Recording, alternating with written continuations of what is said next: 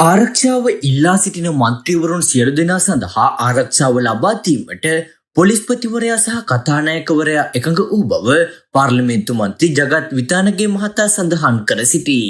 විපක්ෂයේ මන්ත්‍රීවරුන්ගේ ඉල්ලීම මත මන්ත්‍රීවරුන්ගේ ආරක්ෂාව සම්බන්ධයෙන් සාකච්ඡා කිරීම සඳහා විශේෂ සාකච්ඡාවක් අද පාර්ලිමේන්තුවේදී පවත්වන ලදී. මේ සඳහා පොලිස්පති ප්‍රියන්ත වීරසූරිය මහතාද එක්වුණු අතර එහිදී මන්ත්‍රීවරුන්ගේ ආරක්ෂාව සම්බන්ධයෙන් දීර්ඝ ලෙස සාකච්ඡා කර තිබේ. එහිදී ආරක්ෂාව ඉල්ලා සිටින මන්ත්‍රීවරුන්ට ආරක්ෂාව ලබා දීමට පොලිස්පතිවරයා මෙන්ම කතානායකවරයාද එකඟතාවය පළ කර තිබේ.